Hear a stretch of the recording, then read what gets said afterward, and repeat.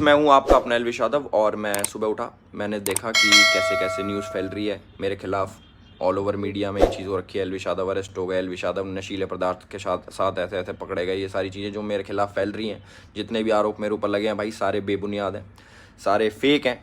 1% भी इनमें सच्चाई नहीं है। मैं पूरा सहयोग करने के लिए तैयार हूँ यूपी पुलिस के साथ, और मैं रिक्वेस्ट करूँगा यूपी पुलिस को, पूरे प्रशासन को, माननीय मुख्यमंत्री जी योगी आदित्यनाथ जी को, कि मेरी 1% भी, 0.1% भी अगर इस चीज़ में इन्वॉल्वमेंट मिल जाती है, मैं सारी जिम्मेदारी लेने को तैयार हूँ। और मीडिया से रिक्वेस्ट है, कृपा करके जब तक आपके पास ठोस सबूत ना हो जाए एलविश यादव अरेस्टेड, जो सारी चीज़ें आप लिख रहे हो, प्लीज़ मेरा नाम ख़राब ना करें। और ये जितने भी इल्ज़ाम लगे हैं, इनसे मेरा कोई लेना देना नहीं है, दूर दूर तक, 100 मील तक मेरा कोई लेना देना नहीं। अगर ये प्रूव होते हैं तो मैं उसकी जिम्मेदारी लेने के लिए तैयार हूँ। ये जो वीडियो आपने देखा ये था यूट्यूबर और big boss winner Elvish Yadav का। तो ये वीडियो बनाने के एलविश यादव को जरूरत क्यों पड़ी, क्या है पूरा मामला, वो मैं आपको समझाऊंगा। और मैं आपको एलविश यादव के बारे में बता देता हूँ कि आखिर ये एलविश यादव है कौन। एलविश यादव एक यूट्यूबर है, इनके 2 यूट्यूब चैनल है, एक एलविश यादव और एक एलविश यादव ब्लॉग्स करके है। और एक पे ये फनी वीडियोस बनाते हैं, और जो एलविश यादव ब्लॉग्स का चैनल है उस पे ये जो अपनी डेली की दिनचर्या है वो बताते हैं। आखिर ये मामला क्या है वो हम आपको समझाते हैं। देखिए, एलविश यादव इतना बड़ा नाम है कि उनको उनके उन्होंने जो है स्टेज हरियाणा के मुख्यमंत्री मनोहर लाल खट्टर के साथ में शेयर कर चुके हैं। और सिर्फ इतना ही नहीं, ये जो है एक बहुत बड़ा जो नाम है वो बन चुका है भारत के युवाओं के बीच में। क्या मतलब, ये अभी भी सवाल है, क्या एलविश यादव को हम इन्फ्लुएंसर कह सकते हैं या नहीं कह सकते। देखिए, जो मेन जो लाइमलाइट में एलविश यादव आए थे वो आए थे अपनी रोस्ट वीडियोस के कारण, जिसमें कि उन्होंने काफी जो बॉलीवुड में काम करने वाले लोग हैं उन्हें, और जो उनसे जुड़े हुए जो लोग थे उन्हें उन्होंने काफी जो है ट्रोल किया था एक तरीके से। तो उसके कारण जो एलविश यादव है वो आए थे। आखिर ये मामला क्या है, देखिए मैं आपको बताता हूँ कि जो पीएफए है, ये एक एनजीओ है, पीपल फॉर एनिमल्स के नाम से। और इसका जो मेन जो नाम है जो इस एनजीओ के साथ जुड़ा हुआ है वो है मेनका गांधी का। तो इस एनजीओ ने एक स्टिंग ऑपरेशन किया, और उस स्टिंग ऑपरेशन में पाया कि जो एलविश यादव है वो सांपों की जो तस्करी है वो करवाते हैं। और तस्करी के साथ साथ जो है ये जो पार्टियां होती हैं, उन पार्टियों में, रेप पार्टियों में, उन पार्टियों में ये सांपों को भिजवाते हैं और उसके बदले पैसे लेते हैं। तो ये जो तमाम चीजें हैं वो एलविश यादव के जो खिलाफ हैं वो हैं ही। लेकिन जो है मेनका गांधी ने कहा है कि एलविश यादव मेन कल्प्रिट हैं इस केस के, क्योंकि जो है जो सारी चीजें हैं वह उन्हीं के कहने से ये सारी चीजें होती थी। तो क्या जो नोएडा पुलिस है उसने इन सभी को जो है, जिन लोगों को एलविश यादव ने भेजा और जिसका नंबर दिया, ये सभी लोगों को नोएडा पुलिस है वो गिरफ्तार कर चुकी है। और नोएडा पुलिस ने अपनी एक टीम है वो गुड़गांव भेजी है एलविश यादव से बातचीत करने के लिए, कि अगर जो इंक्वायरी है वो नोएडा पुलिस ने आगे बढ़ा दी है। पूरा मामला क्या है वो अभी हम समझेंगे। और मैं आपको समझाता हूँ कि देखिए, ये जो केस है इसमें बेसिकली जो 6 नाम है उनके खिलाफ ये जो एफआईआर है वो लिखी गई है। इसमें मेन जो संदिग्ध है उनका नाम है राहुल, टिटूनाथ, जयकरण, नारायण, रविनाथ और एलविश यादव यूट्यूबर। बाकी के 5 नामों की उतनी चर्चा नहीं है, लेकिन जो छठवां नाम है उसकी एक बहुत ज्यादा चर्चा है, क्योंकि कहीं ना कहीं ये एक सोशल मीडिया इन्फ्लुएंसर है और इनके जो खिलाफ है वो चीजें जाती हैं। अभी जो है क्या क्या मिला है और किन किन सेक्शंस के द्वारा, जो देखिए मैं आपको बताता हूँ कि जो क्या मिला है वो मैं आपको बताऊंगा। लेकिन वन्य जीव संरक्षण अधिनियम 1972 उसकी सेक्शन 9 और वन्यजीव संरक्षण अधिनियम 1972, मतलब इसी के खिलाफ जो है, और एक धारा जो लगी है वो लगी है 120 P।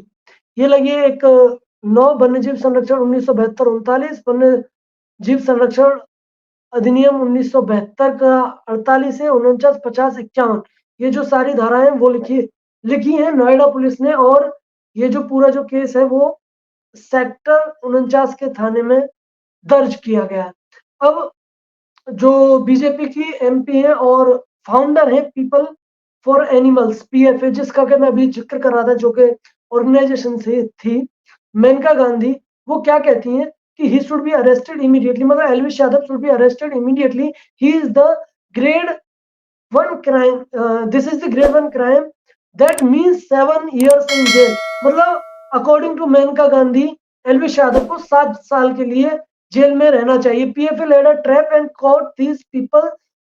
He uses endangered species of snakes in his video. Later we got to know that he sells snake venom in Noida and Gurugram.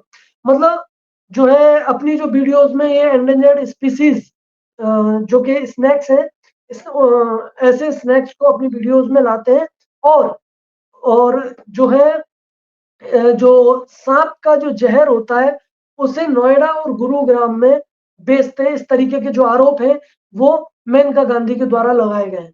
अब जो खबरें हैं वो क्या चल रही हैं? खबरें कुछ इस तरीके की चल रही हैं कि एल्विश यादव बुरे फंसे, नोएडा में सांप के जहर और विदेशी लड़कियों वाली पार्टी का बड़ा खुलासा। इस तरीके की जो खबरें हैं वो चल रही हैं। आखिर ये पूरा जो मामला है वो मैं आपको समझाता हूँ एक एक करके कि आखिर ये जो पूरा है, देखिए स्टिंग ऑपरेशन में फंसे आरोपियों के कब्जे में 200 मिलीमीटर जहर, ये जो सांप का जहर वो मिला है, और 9 जिंदा सांप बरामद किए गए हैं। मतलब 20 मिलीमीटर जहर और 9 जिंदा सांप बरामद किए हैं, जिनमें के 5 कोबरा, 1 अजगर, 2 मुही सांप और 1 घोड़ा पछाड़ सांप जिसे हम कहते हैं। इन सांपों और जहर का इस्तेमाल पार्टी में नशे के लिए किया जाता था। देखिए ये एक इस लेवल का नशा होता है कि मतलब बेसिकली जो नशा है, जो दारू का, सिगरेट का, इन सभी चीजों का जो नशा होता है, ये उससे एक अलग तरीके का नशा माना जाता है। एल्विश यादव समेत अन्य आरोपियों के खिलाफ वन संरक्षण अधिनियम 1972, जिसका कि मैं पहले जिक्र कर रहा था कि विभिन्न धाराओं और आईपीसी की धारा 120 बी के तहत केस दर्ज किया गया है। तो इन सभी धाराओं में जो है केस है वो एल्विश यादव के खिलाफ जो है दर्ज किया गया। एल्विश यादव के साथ में 5 और जो आरोपी हैं वो हैं। और बीजेपी सांसद मेनका गांधी की ओर से संचालित पीएफए के एक अधिकारी को नोएडा और एनसीआर के फार्म हाउसेज में सांपों के जहर से रेप पार्टी की सूचना मिली थी। मतलब इस तरीके की जो सूचना है वो मेनका गांधी के एनजीओ को मिली थी, और पुलिस को दी शिकायत में उन्होंने एल्विश यादव का नाम लेते हुए कहा कि उन्हें खबर मिली थी कि यूट्यूबर इन फार्म हाउस में वीडियो शूट करते हैं और रेप पार्टी की जाती है, जिसमें विदेशी लड़कियों को भी बुलाया जाता है। कि मतलब इस तरीके की जो पार्टियां हैं वो होती हैं जिनमें कि विदेशी लड़कियों को भी बुलाया जाता है। देखिए जिस तरीके से जो एल्विश यादव है उन्हें फेम मिला बिग बॉस के जीतने के बाद, हालांकि उनका जो फेम था वो पहले भी काफी था, लेकिन बिग बॉस के जीतने के बाद में जो फेम मिला है उसके बाद में जिस तरीके से ऊपर चढ़े, तो उसी तरीके से उनके ऊपर जो आरोप हैं वो भी लग रहे हैं। तो उनका आरोप है कि एक मुखबिर ने एल्विस से संपर्क किया, मतलब इस एनजीओ का एक जो मुखबिर था उसने जो संपर्क किया और नोएडा में रेप पार्टी करने और सांपों के जहर का प्रबंध करने को कहा। मतलब एक जो मुखबिर था उसने एल्विस यादव से संपर्क करके कहा कि इस चीज का जो प्रबंध है वो कराइए सांपों का, जिससे कि जो सांपों का जो वेनम होता है, जो जहर होता है, वो नशे के लिए प्रयोग किया जाता है। कथित तौर पर एल्विश ने अपने एजेंट राहुल का नंबर दिया। मतलब जैसा कि एफआईआर में भी दर्ज है कि एल्विश यादव ने राहुल का नंबर दिया और उनका नाम लेकर बात करने को कहा। इसके बाद राहुल से बात की गई तो वह रेप पार्टी के लिए तैयार हो गया। राहुल ने अपनी टीम के साथ गुरुवार को सेक्टर 51 के सेवरॉन होटल में पहुंचने की बात कही। इधर डीएफओ नोएडा को सूचना दी गई। देखिए मतलब इसमें क्या हुआ कि उधर तो जो एलवी यादव से कहा गया कि इस रेप पार्टी में जो सांपों का प्रबंध है वो कराया जाए, और एलवी यादव ने एक जो राहुल है उसका नंबर दिया।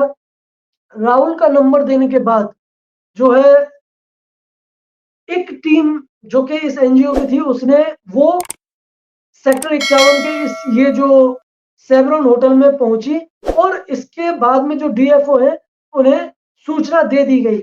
मतलब इधर जो डीएफओ थे उन्हें सूचना दी हुई थी और उधर सांपों का जो प्रबंध था वो हुआ। जैसे ही राहुल और उनकी टीम के लोग मौके पर पहुंचे तो ट्रैप करने के लिए खड़े लोगों ने उनसे बात की और सांप दिखाने को कहा।